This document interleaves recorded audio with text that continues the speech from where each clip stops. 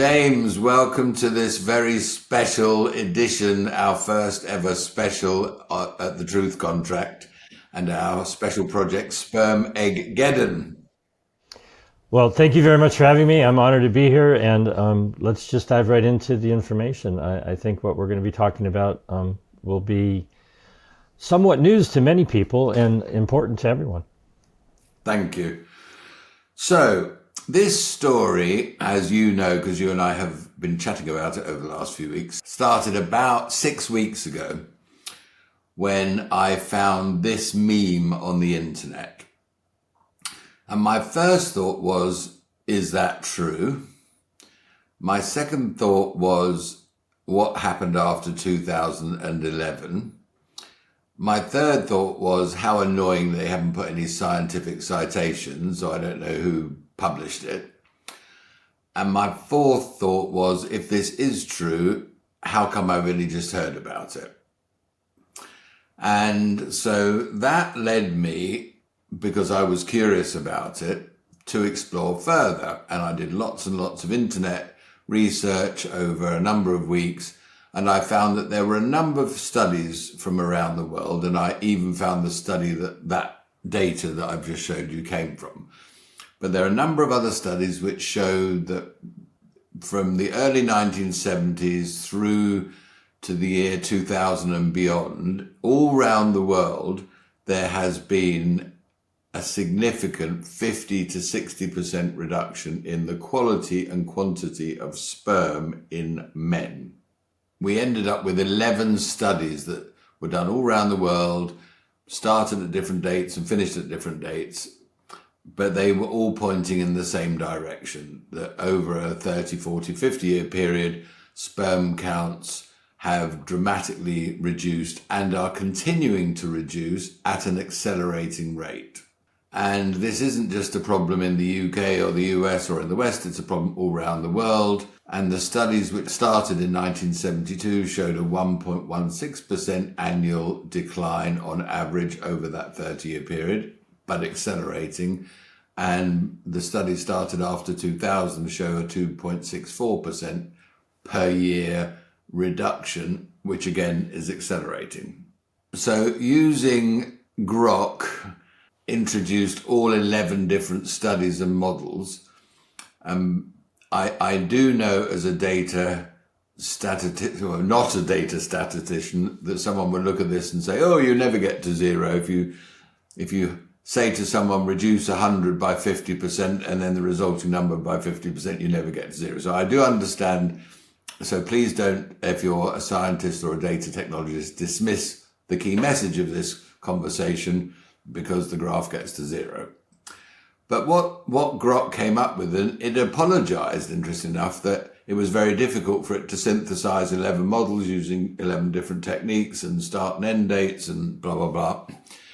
But it basically agreed that by about now, the sperm count would get below the World Health Organization subfertility threshold. And over that same period of time, IVF success rates have been reducing at an accelerating rate. I basically, with the help of a statistician and data expert, plotted something. So what do you think this chart might say? Things are not looking up. Yes, well, basically, the red line is the year-on-year increase in the acceleration of the decline of the quality and quantity of sperm.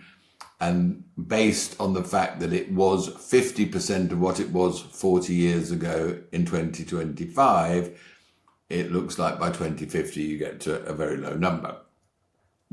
Whether these graphs or charts are correct or not, or done properly, they're probably done terribly. But the key point is, all throughout the world, sperm count and quality is dramatically declining at an accelerating rate. So that led me to the book that was referred to in lots and lots of the studies. And I think the biggest ever study done, 45,000 men, based on 185 studies all around the world. And I ended up concluding that that original graph that I was looking at was, what happened after 2011. One of my 4 or 5 questions was, it's getting worse and worse and worse. And this book, which is a very good read, has got lots and lots of studies about,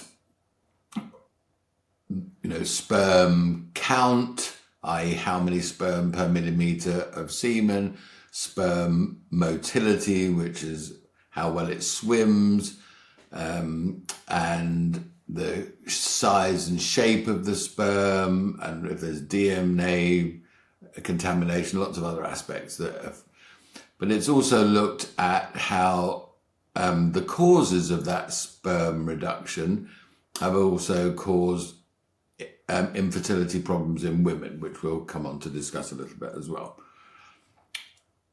That led me to another book, which also shocked me, in that I think in my lifetime, the population of the planet has doubled, and people keep saying, well, it can't keep doubling like this, otherwise we're going to have terrible problems. But actually, there are lots and lots and lots of countries all around the world where the total fertility rate, the TFR, which has to be 2.1 in order for a population to remain the same size, i.e. every couple have to have 2.1 children on average for the population to stay the same.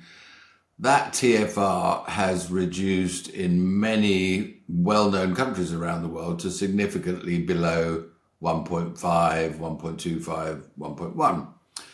And so actually there is, if you look over the next 2 generations, a significant decline in the global population already built in.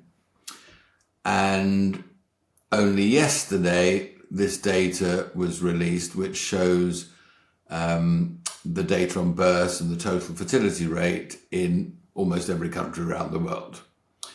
And if we take the 1, 2, 3, 4, 5th from the top on the left-hand side in the UK, you can see that even in the last few years, it's come from 1.43 to 1.41 to 1.36. And it is decreasing at an accelerating rate. So I ended up asking myself, what is causing all of this? And for the last 4 weeks, the team at the Truth Contract have been doing loads and loads of research to find out what the cause of all this is. And I want to emphasize 2 things. One is the Truth Contract has always said that we're only interested in solutions. We want to know what the problem is, but we also want to end up with offering a solution. And unusually today, I'm not sure if we're going to come up with the solution, because I think it's very multifaceted and complex. But I'd certainly love to hear your thoughts as we go through this presentation of what some solutions might be. And the second is an apology to everybody in that we've always had, we want a solution. And actually today what I'm asking for is information. If anyone knows the scientists or have got facts or figures or data either about the demographic change or this fertility change, we think there's a lot more work that we can do over the next year or so to bring this to everybody. So, and the second thing is, as we always do, as you'll see in a minute, we only have used peer-reviewed scientific studies to produce our evidence where that evidence has proof that there is a cause of the reduction in sperm count, not just a correlation. So, thank you for that long introduction. What are your thoughts so far, James? Well, in regards to what you just said, with any problem, first you do have to identify what the problem is. And in overly simplistic terms, if you stop causing the problem, you've found the solution. And so, as with almost everything else in life, causes can be multifactorial. And so you've got, 12 ways that the sand is, passing through the hands of time here. The clock is ticking. Many other people have identified this problem going back, decades, but it's been ignored. And it's, unfortunately, there are aspects of society who look at this as beneficial because they think that population needs to be made less. And it fits with the dynamic of many of the things that are being done on purpose.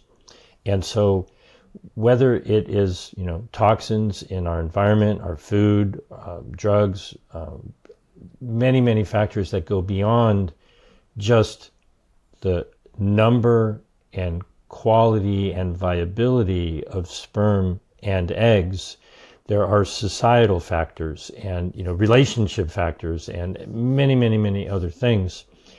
But to put your head in the sand, the proverbial ostrich sticking its head in the sand, which I don't think it really does, but to deny reality does not change reality. And so what you're presenting is a wonderful collection of, this is happening, this is observable, this has been reported on. And if we can bring it to people's awareness, and other people who have probably done more work than you have and we have, who know many more bits of information. Step number one is to be clear on the facts, to be aware of the issue, and then to spread that awareness to other people so that it's not just you and I, talking in a vacuum about a problem that we're concerned about, but it's the media, the alternative media, your word of mouth.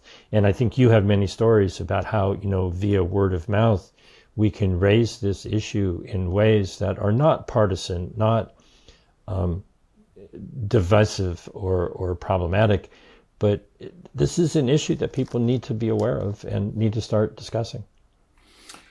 Very interestingly, over the last 4 or 5 weeks, I would say there are two groups of people I've spoken to. Half of them would be medically trained people that I've interviewed on our podcast and got to know over the last year or so.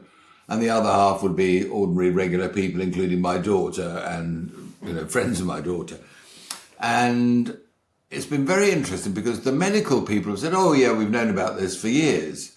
It's like, well, how come it's brand new to me? And by the way, I've spoken to half a dozen friends my age or slightly younger, and they're like, what? That can't be true. How come the general public aren't aware of this at all? But the medical profession's been aware of it for decades, allegedly. So that's intrigued me. But I've also got, I think it's been a real insight into the state of society when a few people have said to me, well, actually a reduction in the population would be a good thing. It's like, have you actually understood what I've just shown you? It basically says, and I asked Grok this afternoon as well, if it's down to 1.34% from 1.36% to 1.4%, and it keeps declining at the same rate, how long does it take before the population of the UK reduces by 25%? And the answer was 13 years. And how long does it take for the population of the UK to decline by 50%? The answer was 25 years, which goes back to that 2050 chart. It's like, hang on a minute. In 25 years' time, that means that my 2 little grandchildren have got a 50% chance of being able to have children.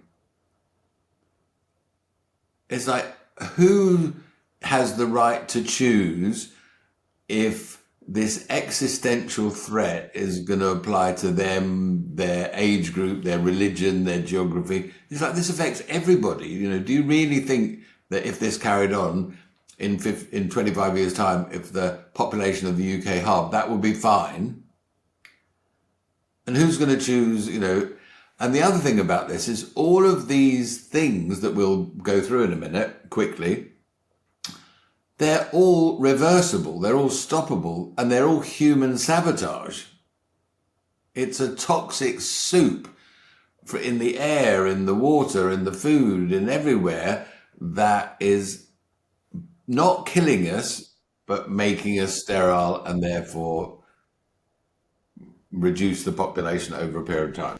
And let me add just a little something to that, because admittedly, and you've already done so, statistics give you an idea of what's going on, but it tends to hide the individual nature of what those statistics are attempting to reveal.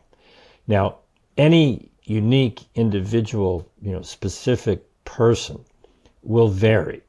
And so there will be some people who say, oh, my doctor checked my sperm count and, everything seems to be fine and dandy and I'm wonderful and healthy.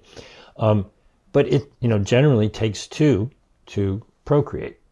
And so I think a lot of talk is about sperm count, sperm viability, so forth and so on, because it is something that can be tested. We had a conversation earlier this week. It's like, you can go online, you can get a take-home test, you can ejaculate into a cup and send it off to a lab and they'll give you some idea of what they think is going on with you. It's a lot more difficult with women. And I don't know if this is something that you want to bring into the conversation, but, you talked about asking people, how many viable eggs do you currently have? On one level, that's unknowable, but the answer is, according to what most people say, well, you currently have all of the eggs that you're ever going to have. And the question of whether or not they are viable, my goodness, we could talk for days about what might lower that viability. But there are other factors, just between the viability of sperm and egg, it's taking a baby to term and having a healthy child be born is quite the process. And there are so many factors that are involved in that. Most people only think about it when they are wanting to have children. Mm-hmm. They're in a relationship where that's what their goal is, and they run into problems. And there's a whole industry that will make thousands of dollars to show you, how they can help make that happen. And where we're headed is, that might be the only solution for many people, but that could be avoided.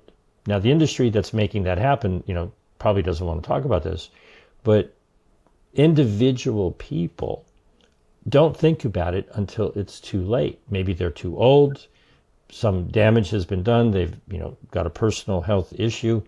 And then the solution, really, quite frankly, will only be for the very, very, very, very wealthy. This is a topic that needs to be addressed before an individual person or couple hits the wall of reality and says, oh my God, nobody told me. Okay. Well, we're telling you now that you want to start thinking about this. Yeah. I agree with everything you said, but I had a question about the very last point, because we'll in a few minutes' time, we'll go through this chart because there's so much information here. But when you say, well, someone who's very wealthy could go through that procedure, right, but if they've got psychological stresses and toxins in their home and toxins in personal care products and unhealthy lifestyle choices and pharmaceuticals and toxins in the air and drinking water, blah, blah, blah, it's like money doesn't make all those things go away. It's like, to me, all of those arguments are spurious to the top point, which is we are poisoning ourselves or allowing ourselves to be poisoned in so many different ways that are causing this dramatic reduction in sperm and egg quality. And it's causing a dramatic existential crisis to humanity, and no one's talking about it. And it is all reversible. very much agreed. And let's dive into all the research that you and your group have put together. James, we'd be here for 12 hours if we dived into all the research. So we're not going to do that. What I want to show you and the viewers and listeners today is what research we have done. So we're starting off at 1 o'clock, past, present, or chronic medical conditions. We've looked at hundreds of pieces of research, and that research had to have a scientific evidence, peer-reviewed piece of research which showed that cancer or acid-alkaline imbalance was a cause of sperm count reduction. And just to show you what we've done, and for every one of these topics, we have created all of the links to all of the papers that came up with that list of highlights. 1 o'clock, we've got past, present, or chronic medical conditions. We put whatever it is, 8 or 9 or 10 bullet points here to summarize the areas of past, present, or chronic medical conditions, infections and illness that cause a reduction in sperm count. And we've then backed that up with dozens and dozens of peer-reviewed scientific papers. So this is not our opinion. We are reflecting the scientific evidence of brilliant people from around the world who've studied not the correlation, but the causation of the reduction in sperm count in those items. And so we've done the same for every single topic. And I think what I'm going to do for the sake of time is just quickly show you like psychological stresses, stress and trauma related to infertility itself, previous pregnancy, miscarriage, stillbirth, sudden infant death syndrome, partner status. My daughter was telling me the other day that she's got 32 friends in her London social group between age 34 and 42, and she said no one can get pregnant, and it's caused 2 divorces. And as it happens, one of the girls I've known since she was 8 or 9 years old. They were friends in junior school, and the other one was a friend of hers from senior school who actually did some work experience with me for a few years ago. And they've only been married a couple of years, and they're sort of blaming each other that they can't get pregnant. And of course, it's neither of their fault. And so I'm hearing real stories from my daughter and her generation in London that no one can get pregnant. Economic, financial factors, societal policies. It's stressful living, and that has an impact on sperm quality. So all of these, again, reports. Toxins in the home and work environment. I think this was one of the big shockers to me. This was how many household products and work environment products contain such disgusting, toxic cancer. And by the way, I didn't mention this earlier. 8 out of these 12 topics, all 12 include correlation and causation of sperm count reduction. 8 of them talk about egg viability in ovaries, and 7 of them talk about causing cancer. I've learned all about phthalates, and I've learned all about EDCs, endocrine disrupting chemicals. And you look at how many products that we use every day and don't think about contain these endocrine disrupting chemicals. Explain to our viewers and listeners what an endocrine is and how having a disrupting chemical isn't helpful. Well, the entire hormonal system of the body, and very specifically, in the woman's monthly cycle, how many women do you know who have menstrual issues? And chemicals that mimic hormones cause problems. I've been saying for many years, and this might alone cause some controversy, there actually is no such thing as estrogen. Estrogen is a term that is a category. It's kind of like saying, hey, I want to buy a new car. Well, okay, I understand the concept, but which car. And so when people talk about something like estrogen dominance, well, you have to look and go, well, that's just a category. Which estrogenic compound are you talking about? There are hundreds, if not thousands of them. And many of the chemicals that you're talking about as, phthalates or endocrine disrupting compounds, there are just an almost seemingly endless list of compounds that are in the family of chemical compounds that have estrogenic effects on men, women, children, whatever it may be. And if you're exposed to enough of those to throw your natural rhythm out of balance, and the give and take, the yin and yang of the many, many different compounds that are in your body, then you begin to realize that industry is creating compounds that affect your body in ways that, on a day-to-day basis, you don't necessarily notice it until it's accumulated and it's causing a problem that is, difficult to undo the damage. You have to be aware and avoid the problem. Yes, you can try to fix it afterwards, but avoidance, is preferable by far. Well, one of the pieces of research in this section talks about 58,000 domestic, household, and workplace products that contain EDCs, and one of them was like a can of Coke or a can of Pepsi or a can of fizzy drink, which actually isn't lined with tin, it's lined with a plastic bag, which extrudes the plastics. Yeah, there's some interesting videos online where they dip the can in some type of an acid solution and it dissolves away the aluminum, and you can literally see the plastic liner in any kind of canned product. Yeah. Maybe it's better to protect you from aluminum, but is the solution worse because now you're being exposed to the plastics? Right, but if there's 58,000 products that have been identified as correct, it's like we're literally in a toxic soup in our home and our work environment. And I bet no one put a health label on any one of those things. So anyway, again, more and more pages of studies. The next one is toxins in personal care products. And again, I was personally shocked about the creams and shampoos and soaps and all these things that you just wouldn't, hand sanitizer, you wouldn't think could be any harm at all other than, getting rid of COVID or whatever we were told it did.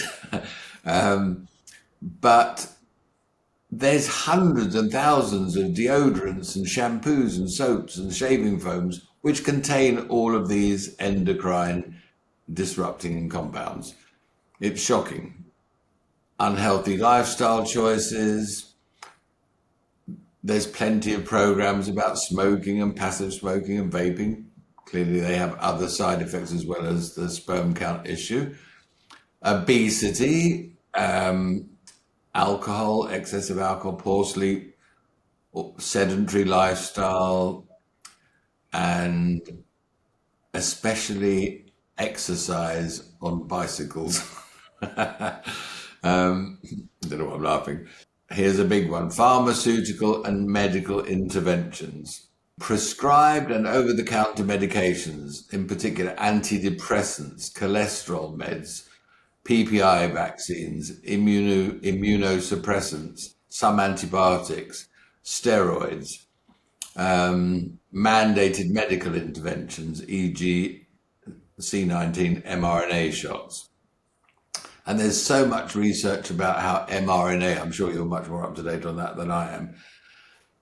Have you got anything to say about this particular section? I know it's one of your favorites. Well, there's two things. Number one, yes, the mRNA vaccines, and there's scandalous reports of things that have been done specifically in Kenya with vaccines that have caused infertility.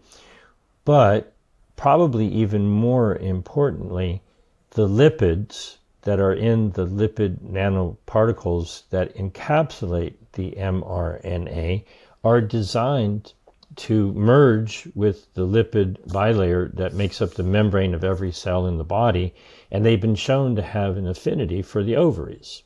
So this is maybe going to be, hard to get the point across, but the package that delivers a problem could actually be a bigger problem. The little bubble of fat that is designed to get past your immune system to merge with cells throughout the body, brain, lungs, everywhere, tends to gravitate towards the ovaries, and they've known that. But as we're going through this, it came to mind, so since you asked me and gave me the opportunity, if you have a bucket and you have a fire hose and you could fill that bucket up in a second, then obviously if you take away the fire hose, the bucket won't be spilling over. If you have the bucket and you have a couple of smaller hoses, it may take a while for that bucket to fill up, and then it's spilling over and it's causing a problem. But if what you have is one drip from topic number 1 and a couple of drips from topic number 2 and a couple of drips from topic number 3, the bucket will fill up very rapidly. And it's not that any one of these things causes the problem, they are contributing factors. And so people will deny, oh, that doesn't cause this or that doesn't cause that. Cancer is very similar. All of these many contributing factors that fill up the bucket get to the point where when the bucket is spilling over, the metaphor is, as long as you can maintain and address and remove issue by issue by issue, you may be able to avoid a problem, whatever health issue it may be. And, some people will not want to change, they don't want to stop some habit. They don't want to deal with, radiation, chemotherapy and all that sort of thing. Very clearly, it's known that those things cause these problems. Your body might be able to deal with 1 or 2 or 3 or 5 or 10 of these things, but we're being just buried in an avalanche is not really the right word. It's coming from all sides. And you have to look at this and this and this and this, and it's overwhelming.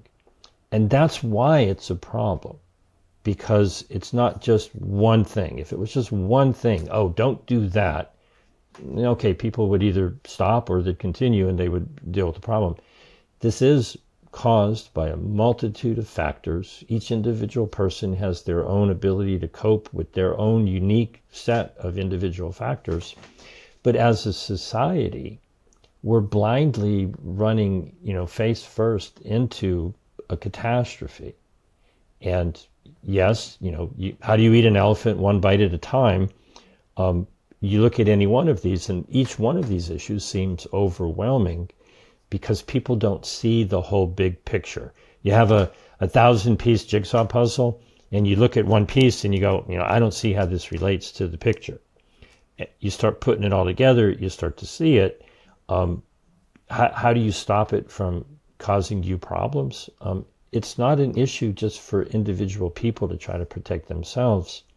Our society has to address this problem on a bigger scale and stop causing all of this multitude of harms. We're halfway through. I think you've got 6 more. It's overwhelming, but it will destroy us if we don't deal with it before it's too late. Okay, let's just pause on that point a sec, because we've been absolutely meticulous that all of the scientific evidence that I've shown you in all these different pages has to show cause of a reduction in sperm count. So going back to your fire hose example, or the drips from all 12 buckets that we've got here, I'm making this up because it doesn't say this anywhere, but let's say smoking was known to cause a 5% reduction in sperm count per year. Well, after 10 years, it's reduced by 50%. After 20 years, it's reduced by 100%. But maybe by the time those 20 years have gone by, you've had your children or not, and you don't want any more. So that hasn't, but the point is, as you're saying, if there is another 5% a year in another bucket and another 5% in another bucket, it compounds. And so you can see how 3 or 4 or 5 of these different, topics that we're covering, if they're all reducing a man's sperm count by 5% per year, you only need 5 or 6 buckets to be in operation. And you can see exactly how we could end up with the total fertility rate declining so fast that the population declines by 25% in 13 years. You had earlier a chart of the various nations, and without going into the details, some nations are still enjoying very high fertility rates, and so we're still at a point where all is not lost. Everything is heading downward, but we have the opportunity to observe what is going on in some countries that are not suffering from lowered sperm count and viability and egg viability and lower fertility. I'll raise the name, I think we talked about this, you and I, Weston Price, a dentist from a century ago, who realized that everyone in his practice had teeth that were not healthy. And he traveled the world to find cultures where they did have healthy teeth. And the contrast of, well, how are they living their life? What are they doing so that they have healthy teeth can instruct you, well, how does that contrast with what people in the Western world were doing, which everybody had problems with their teeth. So, we can learn a lot from the nations who don't seem to be suffering from these problems at the moment. What is it that they are doing, and what is it that they are not doing that we need to emulate and need to learn from and change our ways, because they're not dealing with the same severe bucket filling up with all of the many different problems that we're going through. I haven't found a study anywhere that breaks it down by country or geography.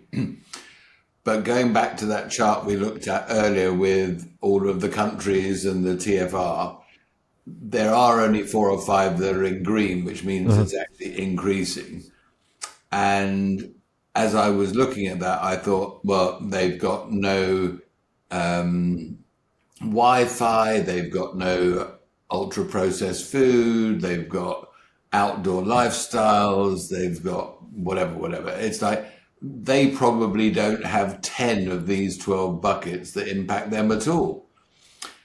Equally, inside America or inside the UK, I haven't ever done this analysis, but I wouldn't mind betting that the Amish population don't have this. They don't take medications. They have well water, whatever.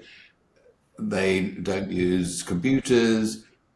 Their healthy, much healthier lifestyle, I'm sure, would mean that they don't suffer. So it is possible, but the point I keep going back to is all of these points, and sorry, there's so many of them: toxins in the air and the environment, fluoride, pharmaceuticals excreted not removed from the water supply, including birth control and antidepressants, both of which are endocrine disrupting compounds, forever chemicals, toxic runoff from farming, desalinated water for drinking, all of these things, toxic chemicals in agriculture and farming, glyphosate, which we've read so much and heard about. Let me just whiz through them. Toxic chemicals in livestock food production, Bovaer, synthetic hormones, decades-long overuse of antibiotics, untested mRNA technologies mandated in pork, beef, game and poultry. And today I was reading some insanity about they're now aerosolizing mRNA injections and spraying it on everybody. It's like, seriously, what could possibly go wrong? I mean, that has to be stopped urgently. So it doesn't matter where you look in the food supply, in food processing, storage and preparation. literally every aspect of our lives, we are being poisoned. And there's no labeling. This I think is a big one as well. Mobile phones, wearable technology, implantable devices, Wi-Fi and cell phone towers, smart homes, smart meters, LEDs, radiation, blah, blah, blah, carrying cell phones close to you in your pants or your shirt pocket or your bra. There's lots of research that shows that could be one of the most toxic, and that also does appear in some of the countries where the fertility rate is still growing. I mean, I think there's only 5 in the world where it's grown in the last 5 years. So there's lots and lots of more conversations and more research and fact finding that we can do on any one of these 12 o'clocks, on the dial. But as you said, to me, it feels like there's a bucket with 12 fire hoses in it. And it's not 12 drip, drip, drips. We are literally surrounded by this toxic soup in every aspect of our lives. And look at the impact that's having on egg and sperm. We are facing SpermEggGeddon unless we do something about it.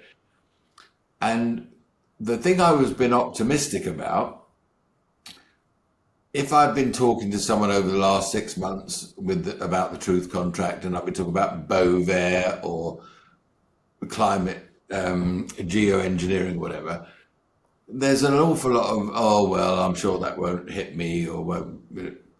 Whereas actually when you talk to them about SpermEggGeddon, it's like, well, I want my children to be able to have children. I'd like grandchildren. And then when you bring up Bovair or geoengineering and what they're spraying from the sky might be causing sperm again, they're like, oh, well, that should be stopped. They have a different emotional attachment to the fact that it might harm their children or their children's ability to have children or their own ability to have children. So it gives all of these toxic soup ingredients more of a emotional hook for people. That's what I've found in conversation with people. In the show notes to this conversation and on our website and in the Substack, there is a QR code that anyone can go to, and there's a PDF which provides all of the links to all 12 points. People can knock themselves out with telling us why our research is wrong, but help yourselves to that. And not only would we like you to read it and study it, but send us your questions, send us your stories, send us your solutions. We want to hear and engage with as many people as possible. What are your stories? What are the problems you've encountered? What do you think the solutions are? What do you think of the research we've done? We want to hear from you. We want this to be shared far and wide. Very quickly, all of these products are all manufactured by a tiny, tiny group of global companies. And there doesn't appear to me any requirement to put labels on any of these products that they contain endocrine disrupting chemicals or even forever chemicals and things like that can have lots of other side effects. One of the things I've been thinking about is if I found out that bar of soap or that hand sanitizer or whatever was very, very harmful to me, but there was one that was made with organic substances that had no harmful ingredients in it, and one had a label on and one didn't. One had a label on that it contained these ingredients, the other one said it didn't. Maybe there's a labeling or health warning thing that we can do so consumers can start to boycott the products that are harming them. It's a universal problem, and you can see this is, again, on one level, overwhelming, but you can't fix a problem without addressing the fact of the problem. I'm not going to play amateur psychologist, but if somebody's dealing with an emotional, personal issue, if they're in denial about the problem, they're not going to solve it. And so being in denial or being unaware, as when you said you saw the very first meme of, hey, wait a minute, sperm count has dropped by half or more over the past, our lifetime. People can look at that and it doesn't register in their mind where that's headed. And it's headed downward very rapidly. And it may not affect you or I. We're of an age where, maybe that's not our greatest concern, but children, grandchildren, great-grandchildren, the human race, going forward. What are we doing to ourselves? And I just want to get you, I know you're probably getting close to wanting to wrap it up. That last point, I'm 66 years old. I think I'm a year older than you. And Correct. I've had my children. I've been blessed with 2 grandchildren, so I don't want any more children. But I want my children to have more children, and I want my children's children to have children. I want my friends' children to have children. I want Great Britain and America's children to have children. I want to leave this world in a better place than I found it. And at the moment, that isn't going to happen unless we change an awful lot of things. Okay. I absolutely agree. And the one thing I wanted to mention, though, is that this is just one aspect of the truth contract. And it grabbed us both, by the scruff of the neck. And, you've done a lot of work with all the people that are helping you to put all this together. But I don't want people to think that this is the only thing that you and I are dealing with. So expand on that a little bit more before we close, because the idea is much bigger than just what we're talking about here. This is just the one that jumped up and said, pay attention to me first. Yeah. Well, the truth contract is about resolving the issue of, well, the government says this or the BBC says this, but this top scientist, epidemiologist, virologist, whatever, says the complete opposite. What's the truth? And I feel, and one of the reasons I got involved in co-founding the Truth Contract, is we're not being told the truth. And I think thanks to social media and the internet, a lot of whistleblowers and information and research does get shared around that gives us the chance to say, hang on a minute, how can that be true, what we were told on the news at 10 last night, if this scientist is showing us the complete opposite? What is the truth? And so what we've learned, whether it's to do with medical interventions or food and water or farming or warfare and defense, whatever, there is a matrix. And SpermEggGeddon sits, I think, in that matrix. I have a belief that those medical people who've told me, oh, we've known about this for years, I think that they, the controllers of the control grid, have deliberately suppressed this issue in the mainstream media and the news because that suited their purpose. And I've been, first of all, I was shocked, but the half a dozen friends in dotted places around the world who I've said, let me show you this SpermEggGeddon project I'm working on. And they've all got kids younger than mine, but they all want their kids to have kids and be grandparents. They're like, wow, this is shocking. How come I didn't know this? And the point is, all of it is reversible. Yes. If you identify the problem and you stop causing it, it generally makes the problem go away. It's really interesting that almost throughout my entire life and career, in NLP, they talk about moving towards a solution rather than away from a problem. And so I've always been a sort of, right, well, what's the solution? Let's move towards it. But actually, almost every topic that we ever talk about on the Truth Contract is how do we stop the bad stuff? If we stopped geoengineering, if we stopped Bovaer, if we stopped mRNA rollout, if we stopped all these stupid things and all the toxic soup we live in, if we stopped all of that, we'd all be happier, healthier, have a less burden on the NHS, on the taxpayer, on the economy. I think the biggest shock of all, for me, of this SpermEggGeddon project is the demographics and how the sperm count egg viability feeds into that. And it doesn't matter whether these people are wrong by 10 years or 25 years or 50 years. The point is, if the population of the UK reduced by 25%, not in 13 years or 25 years, the UK economy couldn't withstand that. We could never afford the pension liabilities or the caring responsibilities.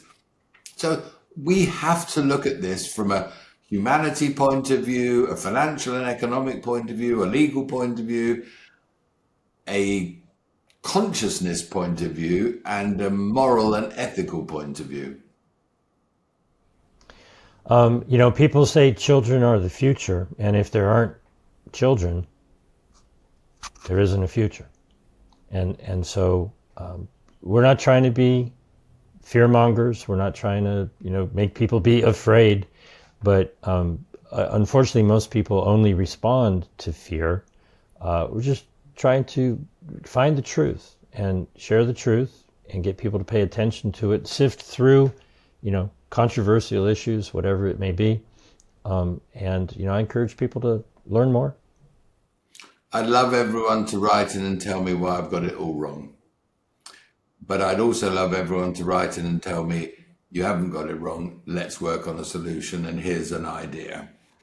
Because together, we have to find a way to solve this problem. Otherwise, there is no future for us or our children or their children or their children. And I don't want to be in a generation that knew that was a possibility and didn't do something about it. I agree, absolutely. James, as always, it is a thrill and delight and a joy every time I chat with you. Thank you very much indeed for this special on the Truth Contract. We'll get it edited and out there as quickly as possible, and I'll let you know when it is up and running. Thanks, David, and thanks everybody in the background who has been working on this, putting this all together. Kudos to all of you for all your hard work. It's a service to humanity, and there's much more to come. Thank you, James. Thank you.